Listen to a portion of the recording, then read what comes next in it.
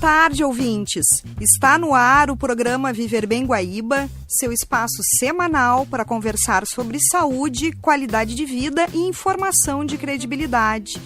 Hoje vamos falar sobre um tema muito sério e que afeta diretamente toda a população: o uso inadequado de antibióticos e o avanço da resistência antimicrobiana, um dos maiores desafios da medicina moderna. Para nos ajudar a entender esse cenário e explicar como proteger nossa saúde, recebemos o infectologista Dr. Alessandro Pascoalotto, professor da Universidade Federal de Ciências da Saúde de Porto Alegre, chefe do Serviço de Infectologia da Santa Casa de Porto Alegre, presidente da Sociedade Gaúcha de Infectologia e recém-eleito coordenador científico da Sociedade Brasileira de Infectologia. Dr. Alessandro, seja muito bem-vindo ao Viver Bem Guaíba. Uma alegria tê-lo conosco aqui. Obrigado, Paula. Boa tarde aos ouvintes. Muito feliz em estar aqui com vocês. Doutor Alessandro, para a gente começar aqui o nosso bate-papo, o que são antibióticos e para quais tipos de infecção eles funcionam? Quando a gente fala de antibióticos, a gente fala de remédios, de drogas, que tem como objetivo matar ou diminuir o crescimento de bactérias. Então, a gente deve usar antibióticos quando a gente tem uma infecção por bactérias que causem um transtorno significativo, um risco ao paciente. É importante lembrar que algumas infecções mais leves, elas podem se resolver mesmo sem usar antibióticos.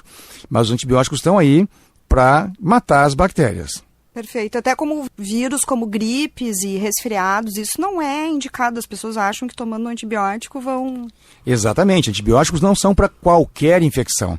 Se a infecção é por um vírus, e aqui a gente tem, como tu disseste, um belo exemplo, a gripe, a Covid, o influenza, a dengue, então a gente não espera que os antibióticos funcionem. Então a gente tem que primeiro saber, será que é uma infecção por uma bactéria? Será que é por outro agente? Se for uma bactéria, talvez o antibiótico seja indicado, mas não para as demais condições. Perfeito. E quais são os erros mais comuns, doutor Alessandro, no dia a dia, como automedicação, interromper o tratamento antes do tempo, ou usar as chamadas sobras de remédios guardados em casa, né? Aquelas gavetas do banheiro, mas que a gente sabe que as pessoas acabam usando o que já tem em casa. Eu acho que as pessoas têm que ter a consciência que usar antibiótico pode causar mais prejuízo do que benefício. Porque imagine que o nosso corpo, a gente olha para uma pessoa, a gente imagina, essa é uma pessoa, mas nós somos uma colônia, como uma árvore, por exemplo, né? O que a gente define como um indivíduo é alguém que é cheio de vírus e bactéria e protozoários vivendo dentro do corpo. Então, ao usar antibiótico, a gente mata alguma dessas bactérias, mas a gente pressiona outras a ficarem resistentes, talvez, a essa droga, e a pessoa passa a viver com uma bactéria resistente. E no momento onde ela possa vir a ter uma doença mais grave, ela pode acontecer que essa bactéria resistente apareça e cause uma doença mais lá para frente. Então, um grande risco é as pessoas usarem antibiótico quando não precisa, sem indicação médica, né? Hoje a gente só usa antibiótico com prescrição médica e isso é obtido numa farmácia. Estou falando fora do hospital, né? Mas o problema maior é dentro do hospital. Imagine um hospital onde a gente coloca, vamos dizer, 1.000 pacientes que estão doentes. 1.000 pacientes fechados num prédio e a gente invade esses pacientes com um catéter, com uma sonda, a gente faz cirurgia, a gente baixa a defesa desses pacientes com medicamentos para controlar doenças inflamatórias que os pacientes possam ter, a gente faz quimioterapia, a gente agride o paciente. E ainda sobre isso a gente dá antibiótico. Então o que acontece é uma pressão seletiva muito forte do ponto de vista ecológico nesse ambiente para que mate bactérias, mas por outro lado, as bactérias são muito espertas, elas sobrevivem, muitas delas, nesse contexto de pressão. E aí, nesse ambiente muito fechado, a gente tem gente que vai lá, examina o paciente, não consegue lavar as mãos de modo apropriado, e depois examina um outro paciente. Para que eu lave minhas mãos de modo correto, num ambiente como esse, eu preciso de muito tempo, como 2 minutos, esfrega aqui, esfrega ali, né? Ou uso álcool, que é mais rápido. Acontece que as pessoas não lavam as mãos de modo adequado, e aqui não é só médico, não é só enfermeiro ou fisioterapeuta ou técnico de enfermagem, mas também são os visitantes. E não basta o paciente, eu toco num paciente, eu posso transmitir uma bactéria para outro lugar.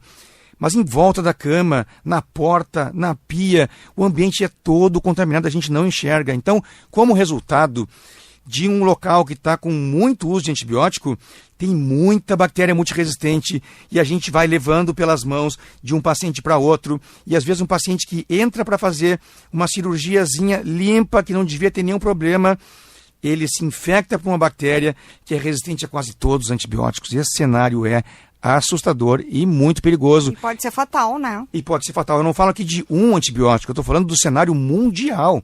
Isso acontece no mundo todo. E é difícil de lidar com isso. De controlar. Então, levando para quem está em casa e por qualquer coisa toma um antibiótico, quer dizer, isso no futuro, essa pessoa precisar realmente de uma medicação de um antibiótico, não vai fazer efeito. Quando a gente fala em resistência aos antibióticos, a gente fala em geral do hospital, porque é onde se concentra mais o uso, os pacientes estão invadidos, né? Claro. Porque se o paciente tem um catéter, ele tem uma sonda, a bactéria pode entrar por ali. Mas esse problema também acontece na comunidade, como tu falaste há pouco, né? Por quê? Para o paciente que tem uma gripe, vai lá e toma antibiótico. Toma antibiótico que era do vizinho.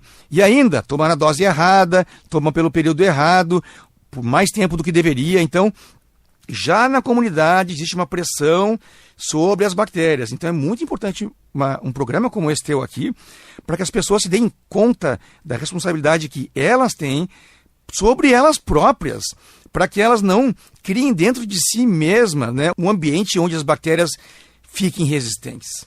E que depois isso possa ter consequências, porque uma vez que a bactéria fique resistente, isso pode durar meses na pessoa, ou anos. Então, evitem usar antibiótico, a não ser que precise e que isso se faça por indicação médica. Perfeito. E, doutor Alessandro, quais são as repercussões para quem usa sem necessidade ou de forma repetida, para a gente trazer mais para as consequências do organismo dessa pessoa, né? Bom, primeiro que o antibiótico pode ser tóxico, ele pode levar a reações alérgicas, ele pode levar a dano ao rim, dano ao fígado ou outros órgãos. Então, a primeira questão é a toxicidade. A segunda é que muitos antibióticos, eles são metabolizados, ele entra no corpo e ele é alterado pelo fígado, para ser eliminado, digamos, pelas fezes ou pela urina. E então, ele pode levar a interações com outras drogas. As pessoas não se dão conta, mas elas usam muitos remédios hoje. E às vezes um antibiótico que é usado pode interagir com outro remédio, aumentando o efeito desse outro remédio, ou baixando e levando, às vezes, à toxicidade. E a outra consequência é a geração de resistência, como a gente estava falando até aqui.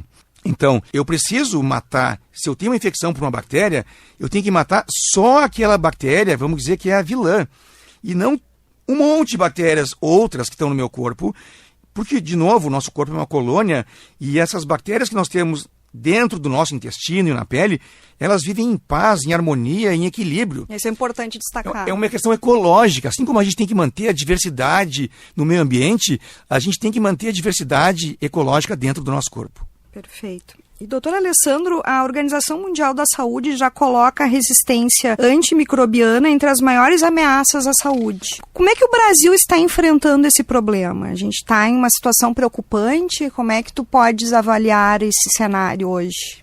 Se a gente voltar um pouco no tempo, vai observar que os antibióticos começaram a ser usados em larga escala na prática médica na Segunda Guerra Mundial. Tinha as feridas dos soldados, então desenvolveram uma droga que era a penicilina, que podia matar uma bactéria chamada Staphylococcus. Mas logo depois o Staphylococcus ficou resistente à penicilina. Aí produziram drogas sintéticas, logo depois ficou resistente.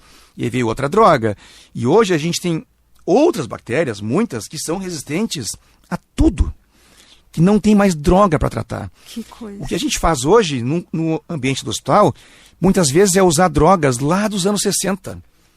Drogas tóxicas que ninguém mais queria usar, que ainda funcionam para algumas bactérias. Como, por exemplo? Polimixina B. O que a gente usa muito no hospital hoje? Bactrim, polimixina B, doxiciclina. Drogas muito antigas. Então a gente está vivendo hoje um cenário no mundo que se chama que é o início da era pós-antibiótica. A gente não tem mais antibiótico para usar para muitas infecções. O que eu faço com um paciente que não tem um tratamento para usar? Assustador. É assustador.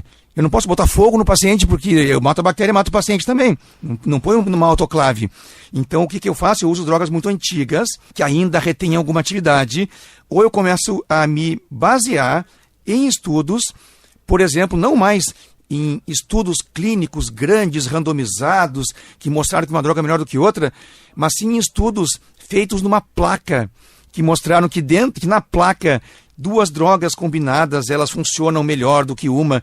Então é um retrocesso científico enorme. Mas logo, é difícil dizer o quanto, mas talvez em mais uma década, a gente não vai ter mais droga para usar. O que o Brasil está fazendo? O Brasil está no mesmo movimento internacional, que é definindo estratégias de proteção de antibióticos. Então é o que se chama de Antimicrobial Stewardship. Cada hospital tem que ter um programa de controle de infecção, onde defina qual é a infecção que o paciente está tratando. Tem que coletar material para achar a causa. Uma vez que acha a causa, tem que reduzir o espectro. Cada vez mais na infectologia, a gente trata doenças por menos tempo. No passado, a gente dava antibiótico por 2 semanas, 3 semanas, para doenças variadas. Hoje, os estudos mostram que a gente vai tratar por 7 dias, 5 dias, 3 dias. Então é tratar por dose adequada, pelo menor tempo possível. Se possível, tirar o remédio da veia, passar para via oral. Então essas são as estratégias. Mas tudo isso limita a progressão da resistência. Mas o que eu acho, e muitos acham, é que isso é uma guerra perdida. Porque as bactérias ficam resistentes muito rápido. E a indústria farmacêutica não consegue desenvolver drogas na velocidade que deveria para trabalhar com as drogas, com as bactérias multiresistentes. Sim, novos antibióticos demoram muito. Qual é a média de tempo para se lançar um novo medicamento, no caso o antibiótico? O que se diz é que eu preciso estudar como 200 ou 100 moléculas para achar uma que funcione. E aí essa uma talvez leve 5 a 10 anos para ser desenvolvida nas etapas naturais, né? Testa numa placa com bactéria, testa em animais. E até o teste clínico vai demorar. Estudos clínicos grandes. Depois tem toda a aprovação das agências regulatórias. E aí eu coloco essa droga no mercado. Digamos, olha só, eu estou investindo meu dinheiro nesse desenvolvimento. A droga está no mercado. Eu tenho uma patente que vai vencer em 5 anos. E em 5, 10 anos essa droga vai ficar, a bactéria vai ficar resistente. Então será que eu vou botar meu dinheiro num investimento desses? Claro que não. Para onde que o dinheiro está indo hoje? A indústria está investindo em doenças crônicas, né? Doenças que o paciente vai usar remédio para sempre. A questão da obesidade, do câncer. Obesidade, câncer, dislipidemia. Doenças cardiovasculares. Então, hoje cada vez mais as pessoas que morriam de uma doença dessas, elas vivem para sempre tomando remédio. Então está todo mundo querendo botar droga nessas doenças. Mas o que ninguém está se dando conta é que essas pessoas todas vão morrer de infecção. Se não morrerem atropeladas, uma bala perdida, vão morrer de quê? Nossa, ou cair na banheira e bater a cabeça. Esse assunto tem que ser trazido à tona. Vão morrer de infecção. Exatamente. Muita gente, não todas, mas então... E aí vão morrer de infecção para a qual possivelmente não vai ter mais remédio para usar. Que assustador. É claro que é assustador. Absurdo. É um absurdo. Então o que a gente tem que fazer? Tem que conscientizar as pessoas de que antibiótico não é água. A gente tem que usar antibiótico só para as situações que precisa, sob prescrição médica, pelo tempo que precisa, né? Porque a resistência bacteriana é assustadora. Sim, até esse mercado paralelo que tem aí pela internet, que se sabe que muita gente consegue comprar medicamentos, né, fora da prescrição médica, isso tem que ser detido, né? E muitos médicos não especialistas não compartilham dessa mesma visão. Prescrevem para quem peça, né? E dentro do hospital, muito mais. O que acontece com um paciente que está muito doente, tá no hospital, está todo invadido, como eu comentei, foi operado, está cheio de catéter, cheio de sonda e está grave. Se esse cara vai morrer, eu vou ter que dar um antibiótico de amplo espectro para ele. Se eu não encontrar a causa, vai seguir o amplo espectro. Então, é difícil não usar antibiótico no ambiente hospitalar, porque essas bactérias causadoras multiresistentes, elas estão presentes. Não estou falando de um hospital, pessoal, estou falando de grandes hospitais, universitários. E até clínicas também, né? Clínicas. Essas bactérias são a realidade hoje. Muita gente entra para fazer um procedimento banal e sai com uma bactéria dessas. Se não infectado, colonizado. E em um dado momento, infecta. E aí, o que faz? Quer dizer, às vezes a pessoa acaba indo a óbito, não pela própria patologia, mas em função depois da infecção que ela adquire, né? Infecção hospitalar. O paciente caiu de moto, teve uma fratura na perna, colocou uma prótese, e infectou essa prótese. Mas se infectou no hospital, já infecta com uma bactéria multiresistente. O que significa? Esse cara vai ficar meses no hospital, tomando remédio na veia.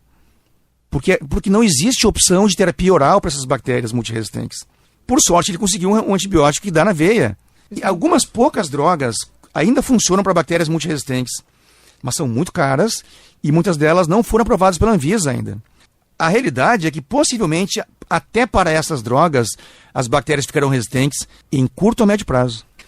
Doutor Alessandro, voltando para essa questão do uso racional de antibióticos, que também depende muito dos hospitais, né? Como é que esse trabalho é feito em serviços como a Santa Casa de Porto Alegre, né? Que tu estás à frente aí, chefiando o serviço de infectologia.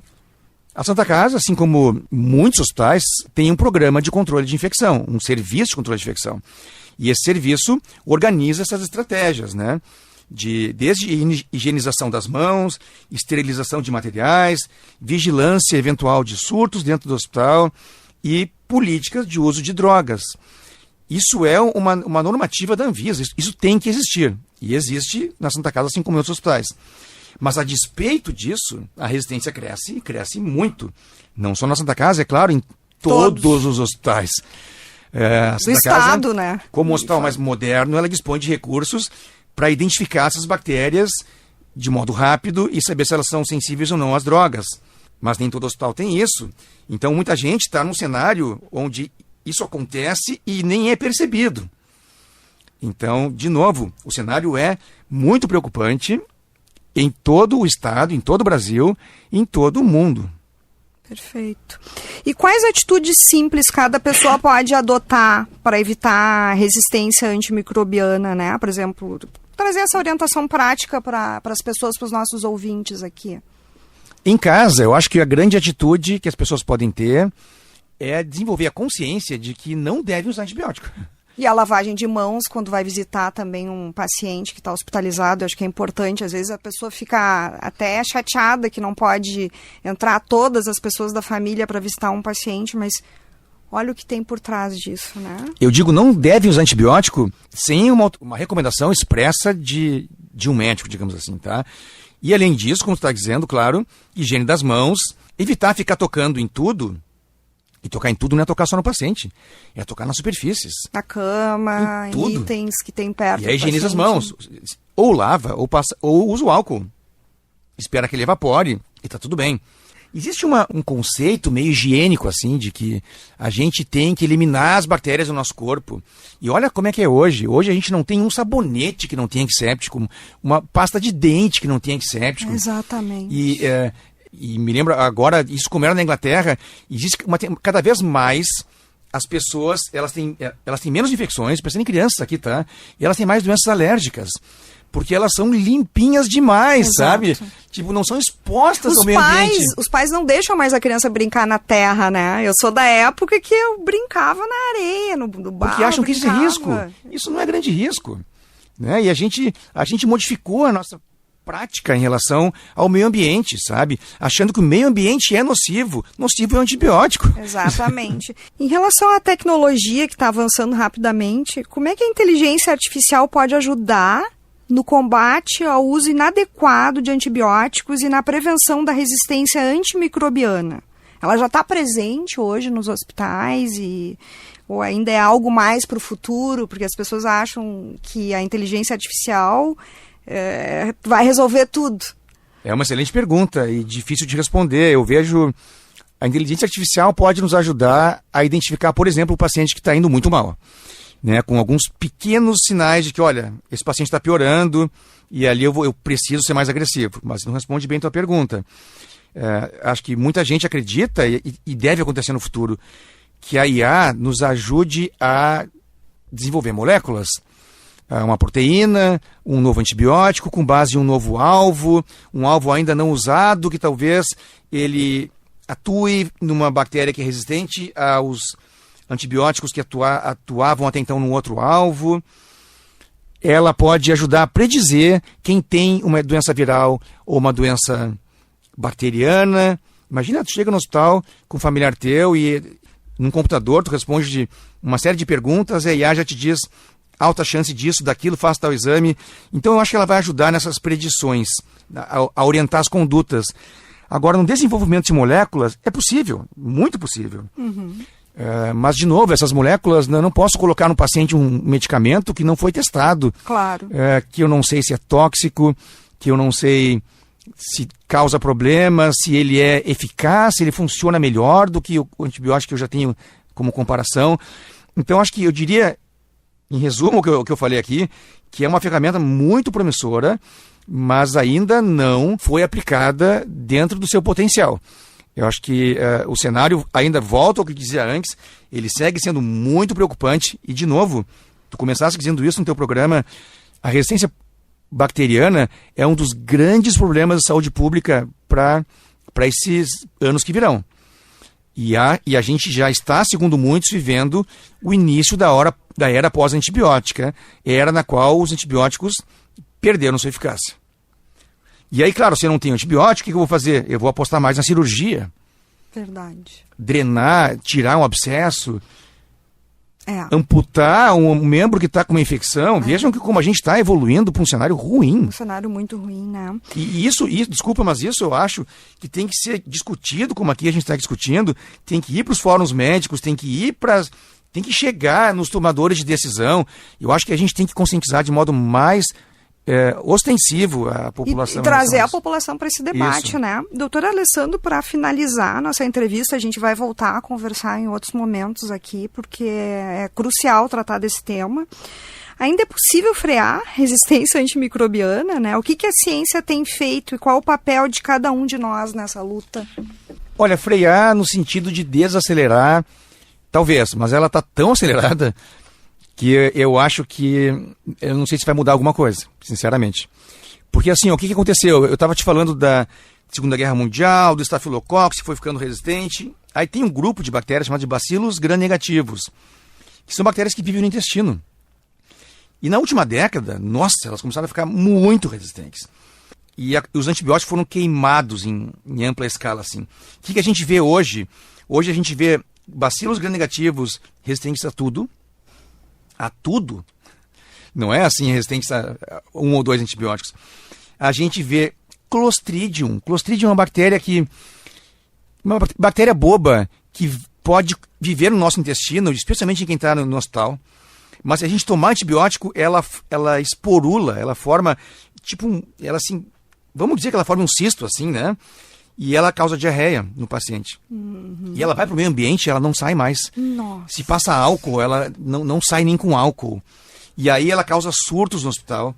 Então hoje a gente vê os bacilos gram-negativos multiresistentes, o Clostridium, e a gente vê fungo.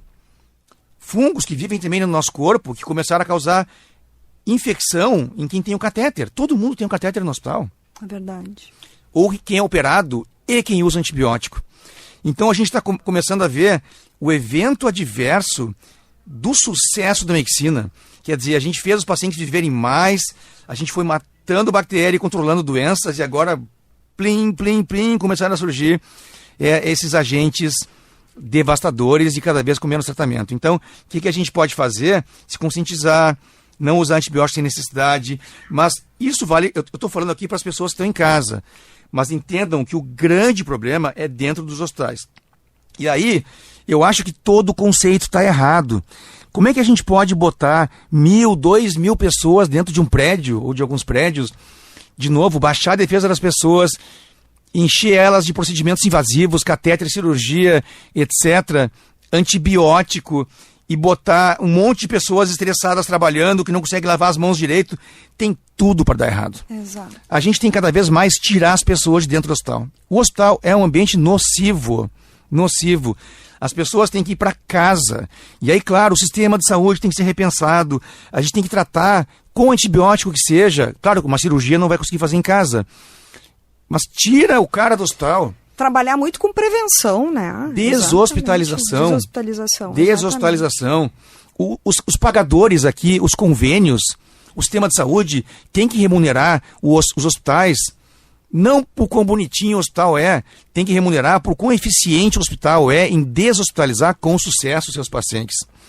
para ficar uma conta mais barata e com menos risco de complicação. O paciente que fica mais tempo no hospital e é invadido, ele vai infectar. E se ele infecta, começa a tragédia. Aumenta o custo da hospitalização, aumenta o tempo de internação, aumenta a chance de esse paciente morrer. Então, a gente tem que tirar os pacientes do hospital. Esse é o grande recado. Deshospitalização, né? Doutor Alessandro Pascoalotto, muito obrigada pela entrevista e pela clareza aqui ao explicar um tema tão importante e complexo. Fico alerta, antibiótico é um medicamento poderoso e salva vidas, mas quando usado de forma incorreta pode trazer sérios riscos para a saúde e para toda a sociedade. Agradeço a tua presença aqui. Muito obrigado. Vejam, pessoal, que aqui não é o antibiótico fazendo mal para ti. É o antibiótico no sentido ecológico. Se todo mundo está consumindo antibiótico, especialmente no hospital, a gente faz uma pressão sobre esse meio ambiente. Então pensem nisso como uma questão ecológica. Paula, muito obrigado por trazer um tema tão relevante e por me dar essa oportunidade. Agradeço, doutora, a sua presença. Vamos ter outros momentos aqui. E você, ouvinte, se você perdeu algum trecho, essa entrevista estará disponível no Spotify do programa Viver Bem Guaíba. No próximo bloco, seguimos com mais informação e saúde para o seu dia a dia. Eu sou Paula Sá e este é o Viver Bem Guaíba. Fique com a gente.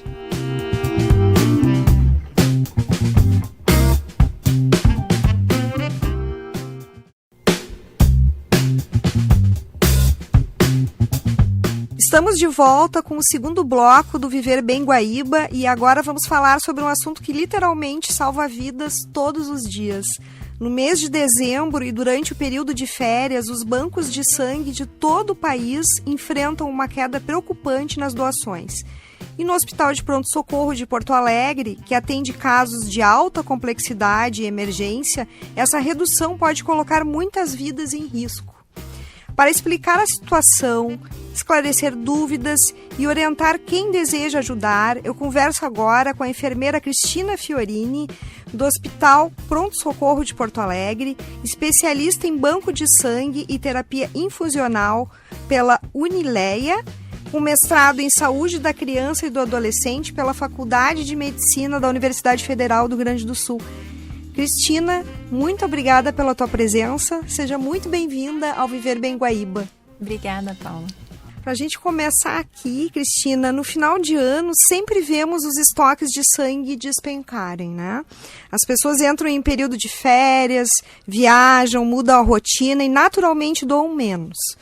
Enquanto a demanda hospitalar continua alta por causa dos acidentes e das cirurgias eletivas, eu gostaria que tu comentasses como esses fatores se combinam para criar um cenário crítico de escassez, especialmente entre os tipos sanguíneos negativos. Então, em geral, essas são as épocas que as pessoas viajam mais, cometem mais excessos, fazem mais atividades ao ar livre, e tudo isso se combina para aumentar o número de acidentes.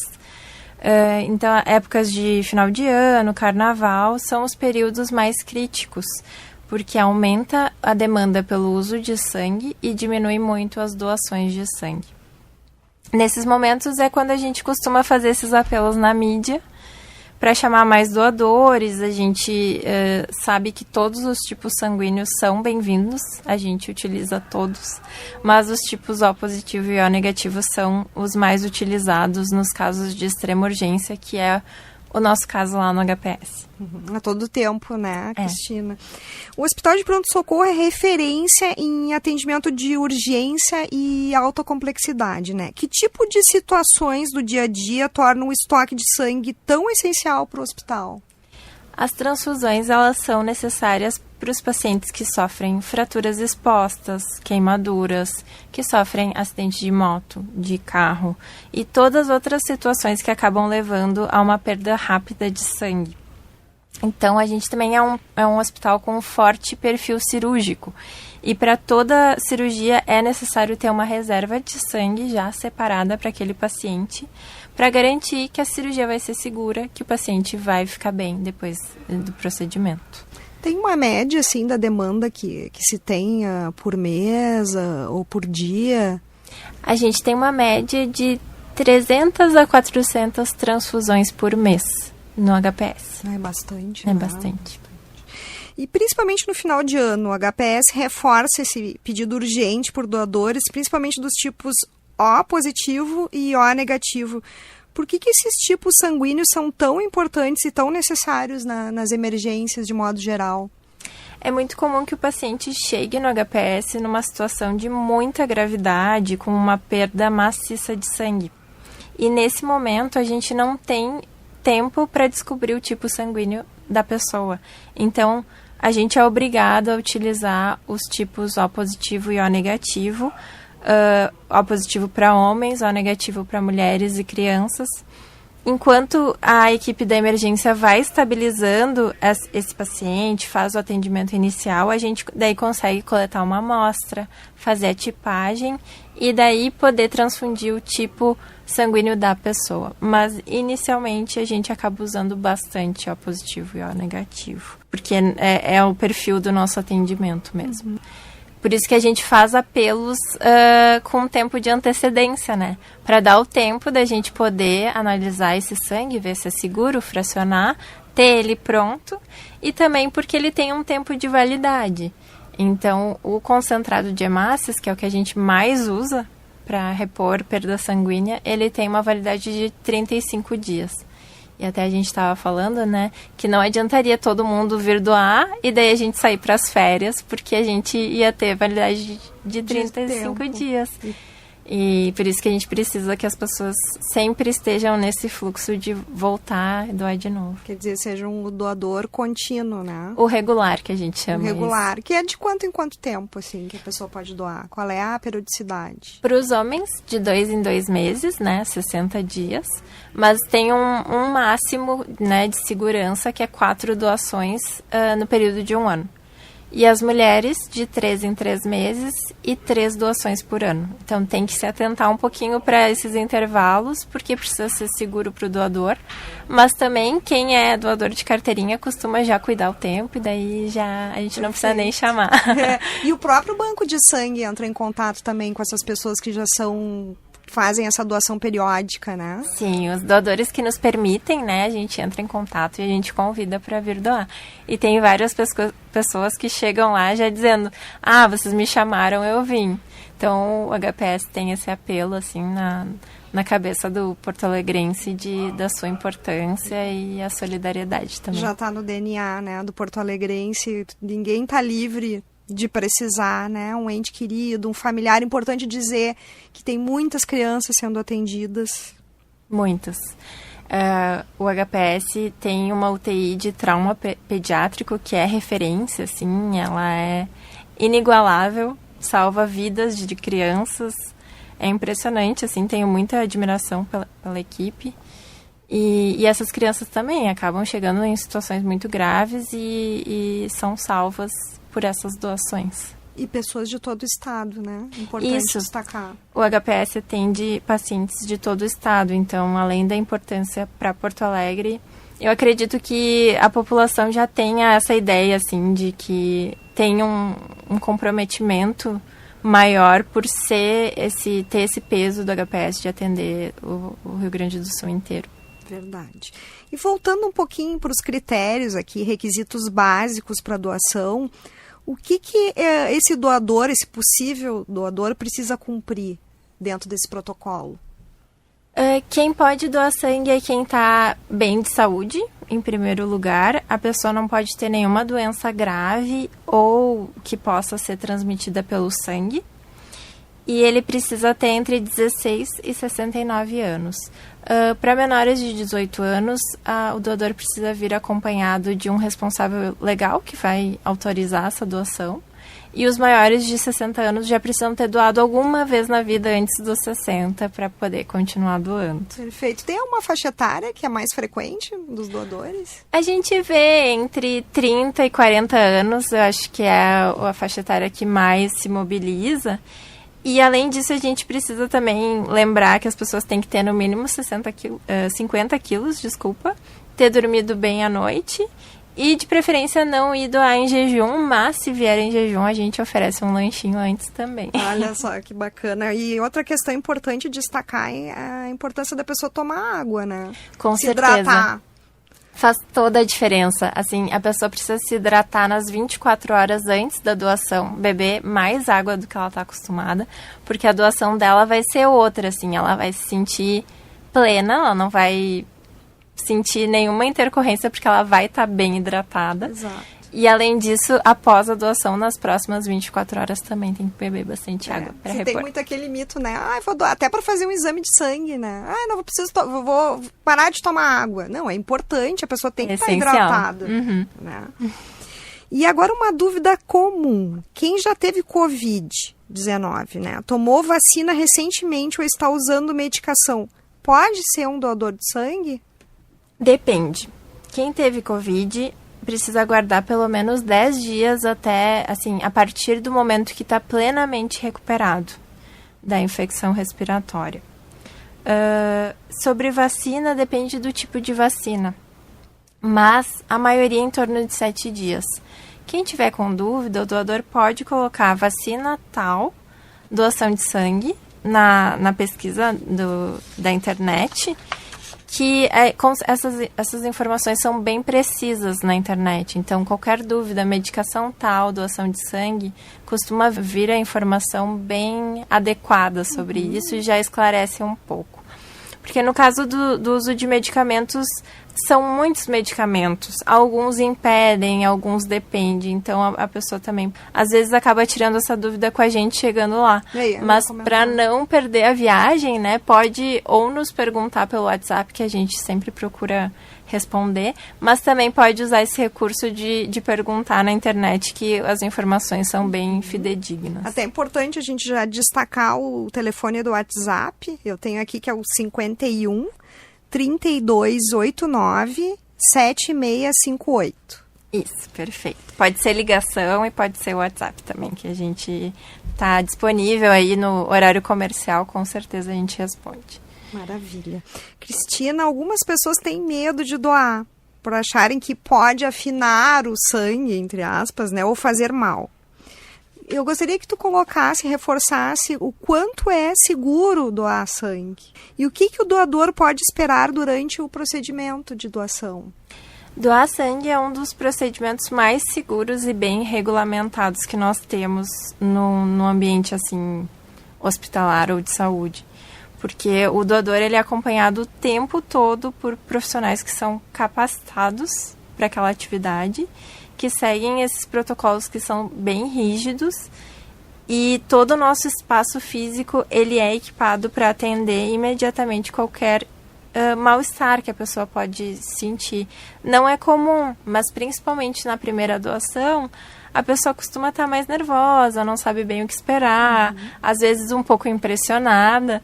Então, pode a pessoa sentir um pouco tonta, pode baixar momentaneamente a pressão, mas todo mundo é prontamente atendido e saem do banco de sangue quando estão plenamente recuperados. Olha só, é além do lanchinho que depois tem. Além do lanchinho.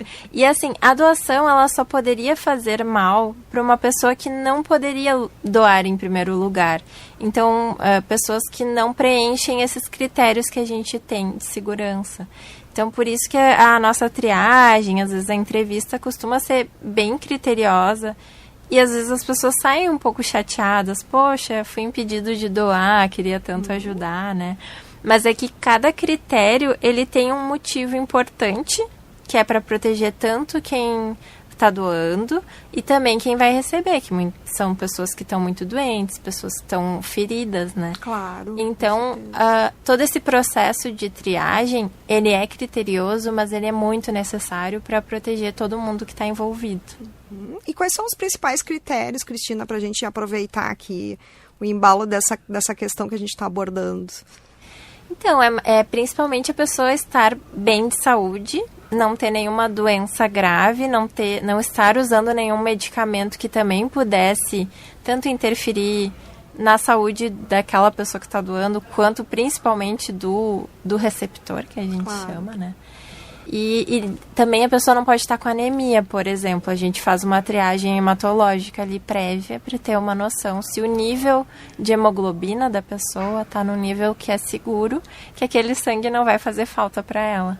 Então, tudo isso é visto, a pressão arterial, frequência cardíaca, temperatura, se teve alguma infecção recentemente, se usou antibiótico, tudo isso tem todo um contexto e daí a gente tem todas as perguntas, a gente conversa bastante com o doador para saber aquele estado atual.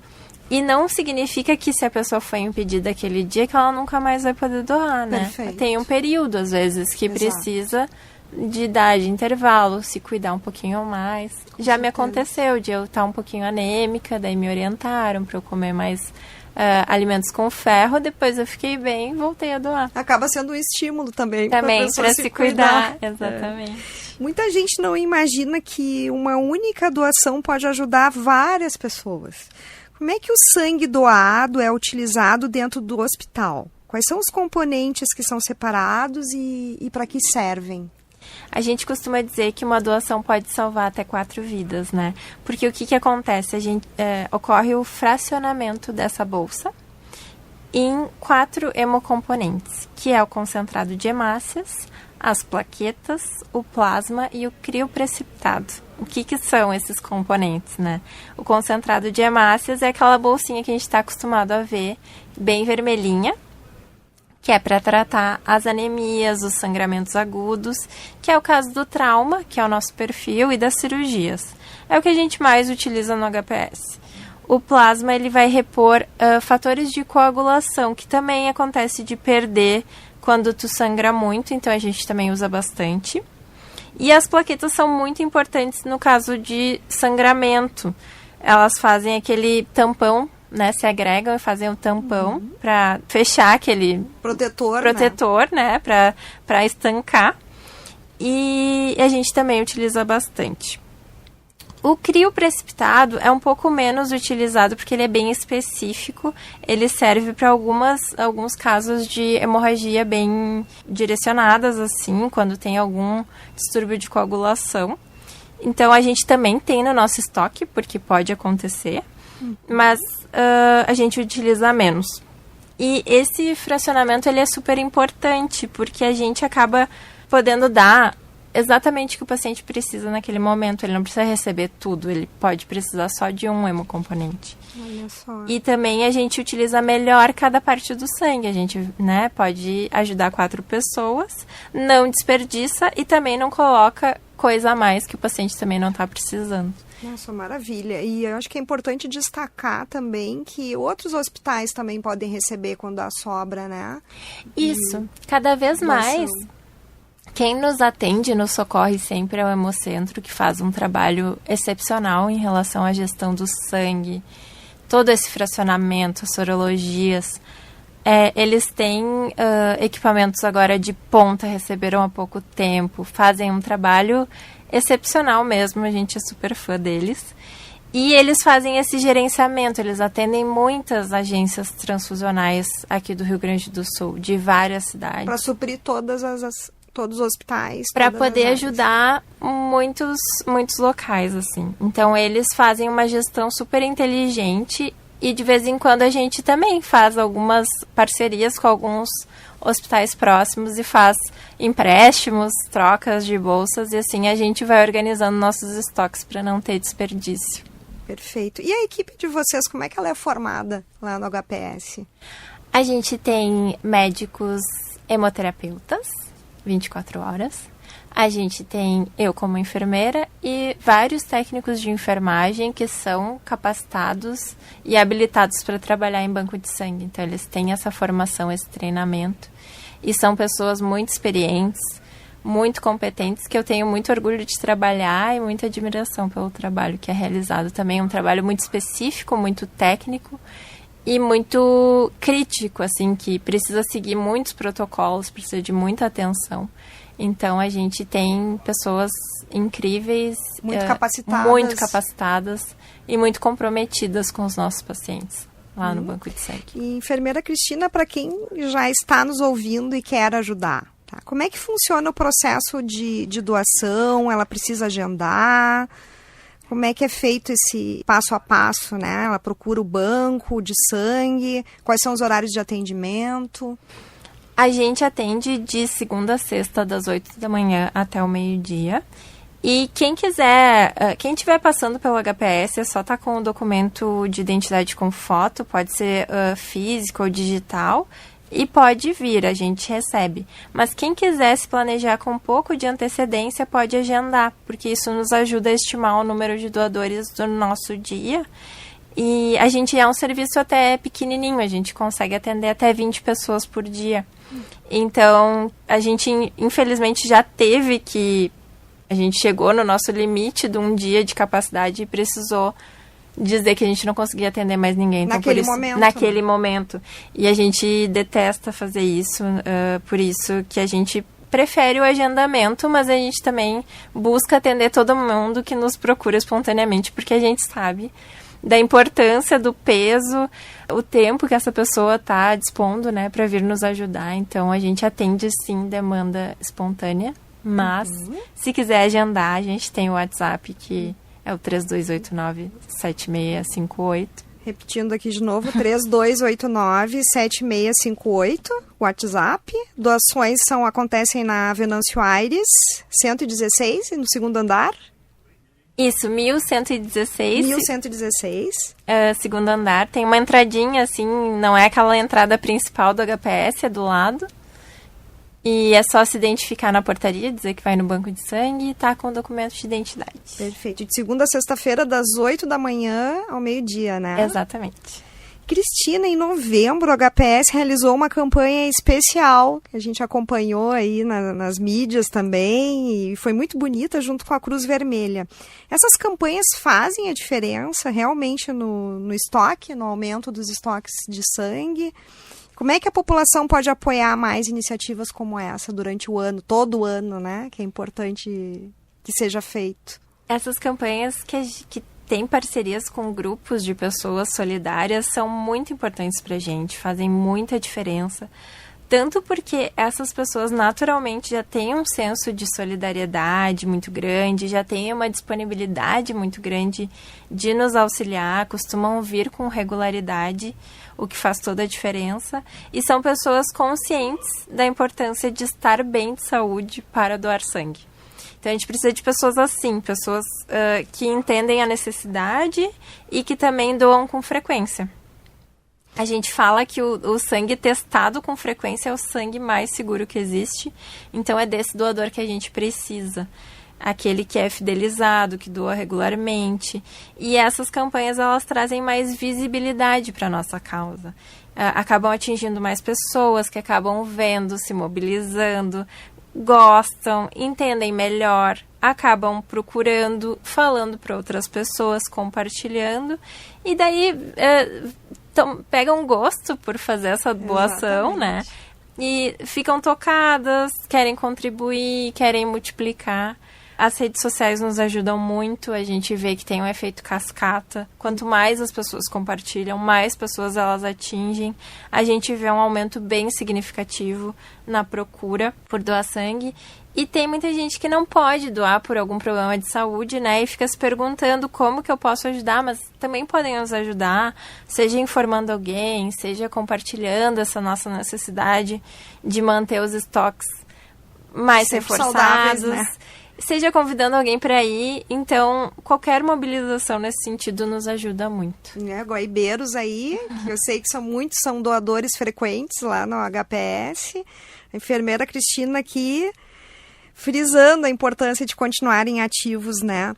Para encerrar a nossa entrevista, Cristina, que mensagem tu gostarias de deixar para quem está nos ouvindo agora, tem vontade de ajudar, mas ainda sente aquele medinho, insegurança na hora de doar sangue? Bom, eu gostaria de convidar essas pessoas que ainda não doaram para nos conhecer. A gente recebe todo mundo com muito carinho, atende com muita atenção, tira dúvidas, a gente fica perto do primeiro doador sempre, a gente fica checando se a pessoa está se sentindo bem o tempo todo, e porque a gente sabe da ansiedade que dá ter essa experiência pela primeira vez, então a gente procura ser extremamente cuidadoso e carinhoso com essas pessoas. Mas assim, doar sangue é um ato que também tem que ser o mais cômodo possível para o doador, a gente acredita. Então, assim, doem onde for, doem para o HPS, mas também onde for mais perto do seu trabalho, mais perto da sua casa, onde vocês já estão acostumados, porque o que importa é a gente poder beneficiar essas pessoas que precisam de sangue. O sangue é insubstituível, não tem nada na medicina ainda que substitua o sangue, então a gente precisa que as pessoas realmente doem. Verdade. E uma missão de vida, uma missão de todos nós, um dever de todos nós. É quase um dever social, né? Exato. Da gente poder dar esse suporte para essas pessoas que estão passando por situações de doença, de acidentes e que dependem, né, desse ato tão bonito e tão importante para poder sobreviver, se recuperar, voltar para suas famílias, para suas atividades. Esses pacientes são sempre muito gratos por esses anjos que doam, anônimos, né, que acabam não se conhecendo essas pessoas, mas pode ter certeza que elas são gratas.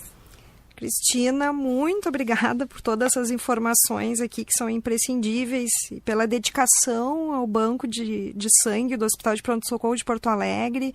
Quero fazer uma homenagem a toda a equipe que trabalha contigo lá, especialmente nesse período de final de ano e férias em que os estoques ficam tão baixos. Te agradeço muito por teres vindo aqui. A gente que agradece, a gente fica muito feliz, todo mundo lá é muito comprometido, todo HPS tem pessoas incríveis fazendo um trabalho que também não é visto, mas tem um peso, uma relevância muito grande nessas vidas que procuram atendimento lá. Queridos ouvintes, fica o recado: doar sangue é um gesto simples, seguro e que salva vidas todos os dias, especialmente em hospitais de alta complexidade como o HPS.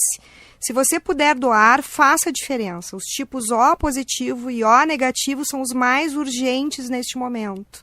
Para doar, basta agendar sua ida pelo WhatsApp 51-3289-7658.